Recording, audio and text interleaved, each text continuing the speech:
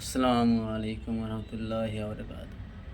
দিন যত যাচ্ছে তত ফিতনা মনে হচ্ছে একের পর এক আমাদের মধ্যে আপতিত হচ্ছে। যা আমাদের মূর্খ সমাজে যদি এই ফিতনাগুলো আসতো তা অতটা ভাবার বিষয় ছিল না। কিন্তু যে সমস্ত আমাদের সমাজে শিক্ষিত মানুষ রয়েছে, যারা শিক্ষিত বলে গণ্য, যারা স্কুল শিক্ষক, যারা প্রতিষ্ঠানের মালিক, তাদের মধ্যে এরকম ফিতনা আচরণ দেখে আমি হতভম্ব। তারা একবারও ভাবার চিন্তা করছে না, আমরা মুসলিম, আমাদের ইসলাম এই বিষয়ে কী বলছে, এটা হালাল না হারাম, এ কোনো চিন্তা করে না। শুধু তাদের মাকসাদ একটা, আমার বিজনেস, আমার প্রতিষ্ঠান কীভাবে সফলতা করা যায়। অ্যা এর অন্যতম এক দিবস, যা আমাদের ২-১ দিনের আগে পার হয়ে গেছে সেই দিবস। সেই দিবস উপলক্ষে কতজনকে দেখা যাচ্ছে তারা প্যান্ডেলকে সাজিয়ে মেলা কিছু আয়োজন করে তারা ডিজে বাজিয়ে বাচ্চা মেয়েদেরকে এমন পোশাক পরিয়েছে যেটা ইসলামে কোনো জায়গায় পাওয়া যায় না। ইসলামে এর পোশাকের কোনো পারমিশন দেবে না। যে পোশাক দেখলে মনে হয় কোনো এক দুর্গাপূজা, কোনো এক কালী পূজা, কোনো এক কীর্তন, এই পোশাক আমরা দেখতে পাই। সেই পোশাক আজকে আমাদের সমাজে স্কুল প্রতিষ্ঠানের মালিক তারা আমাদের মুসলিম সমাজের মধ্যে নিয়ে এসেছে। কী বলবো? আজ হতভম্ব। বলার তো কেউ নেই। ইসলাম কী বলছে সেটা কোনো ভাবার বিষয় নয়। কাউকে বা দেখছি তাদের ছাত্রছাত্রীদেরকে নিয়ে নদীর ধার এপার ঘুরে বেড়াচ্ছে, সেই দিবসকে পালন করছে। সেই দিবসের সঙ্গে এই যে এত নোংরামি, এত যে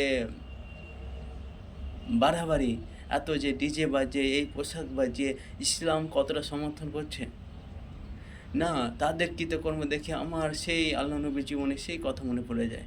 যখন আল্লাহ নবীকে কাফেররা, মুশরিকরা রুখতে পারছে না, তখন তারা আল্লাহ নবীকে এসে প্রস্তাব করল, আসো আমরা এক চুক্তি করি, যে চুক্তিতে তোমরা ১ বছর আমাদের খোদার ইবাদত করবে, পরের বৎসর তোমার খোদার আমরা ইবাদত করব। যেখানে আল্লাহ নবী হযরত মুহাম্মদ সাল্লাল্লাহু আলাইহি সাল্লাম স্পষ্টভাবে ব্যাখ্যা করে দিলেন, না তোমাদের ধর্ম তোমাদের কাছে, আমাদের ধর্ম আমাদের কাছে। তখন সূরা কাফিরুন নাযিল করে দেয়। কোনো না, ইসলামের মধ্যে কোনো মিক্সিং হবে না। হক ও বাতিল আলাদা। কিন্তু বর্তমানে যদি দেখতে যাই, না, এই প্রতিষ্ঠানকে চালিয়ে যেতে হলে এরকম আয়োজন না করলে, এরকম বাচ্চা মেয়েদেরকে ড্যান্স না শিখালে প্রতিষ্ঠান আমার আগাবে না। এত ডিজে আয়োজন না করলে আমার প্রতিষ্ঠান আগাবে না। আমার মাকসাদ, আমার সফলতা হচ্ছে আমার প্রতিষ্ঠানকে আগানো। ইসলাম এদিক দিয়ে কী বলছে সেদিক দিয়ে বাদ দাও। আমার মাকসাদ আমার প্রতিষ্ঠানকে সফলতা। কিন্তু তারা কি একবারও ভাবার চিন্তা করছে না? আজ হোক, কাল হোক, পরশু আমাকে মারা যেতে হবে।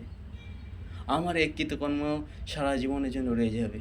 আমি যা করছি, না করছি সমস্ত কিছু ফেরেশতাগণ লিখে রেখে দিচ্ছে। আমাদের কি হবে?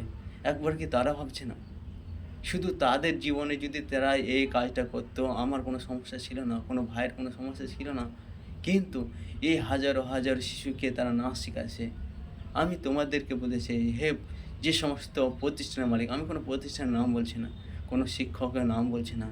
কিন্তু যারা এই প্রতিষ্ঠানের মালিক হয়ে, মাস্টার হয়ে, শিক্ষক হয়ে যারা নিজেকে মুসলিম দাবিদার করছো, তা আমরা যারা বাচ্চা মেয়েদেরকে ডান্স শেখাচ্ছো, সেই ডান্সে ইসলামে তার কী উপকারিতা হয়েছে? তাকে তুমি বিশৃঙ্খলা, বেপর্দা একটা নারীতে তুমি রূপান্তরিত করে তাকে সাহায্য করছো। তার ড্যান্স শিখে তার কী লাভ হবে? না, লাভ তার হবে না। সে আল্লাহর কসম, এ কথা শুনে তাদেরকে তোমরা জাহান্নামের দিকে এক ধাপ করে পাঠিয়ে দিচ্ছ। কিন্তু তোমাদের লাভ হবে, হ্যাঁ, আমাদের গ্রামে অমুক প্রতিষ্ঠান, অমুক পাবলিক স্কুল, সেখানে এমন কিছু হয়, এত কিছু হয়, না, সমাজের মধ্যে টিকতে গেলে এই আয়োজন, এই অনুষ্ঠান সমস্ত কিছু দরকার। না ভাই, আল্লাহর কসম, আজকেই তোমরা কোনো আলেমের কাছে গিয়ে, আজকেই তোমরা কোনো হাদিস খুলে তোমরা ভালোভাবে দেখো। ইসলামে গান বাজনা, ডিজে, এসব নাচ একবারে নিষিদ্ধ করা হয়েছে, একবারে হারাম করা হয়েছে। তারপরও কেন তোমরা ৫ ওয়াক্ত নামাজ পড়ো, তোমরা মুখে দাড়ি ছাড়ার পরও কেন এই সমস্ত আয়োজন করছো বা এই সমস্ত আয়োজনকে সমর্থন করছো? আমি ভাই বুঝি না। আল্লাহ এই সমস্ত ভাইদেরকে সঠিক জ্ঞান, সঠিক বই, সঠিকটা মানার তৌফিক দান করো। আমিন। আসসালামু আলাইকুম।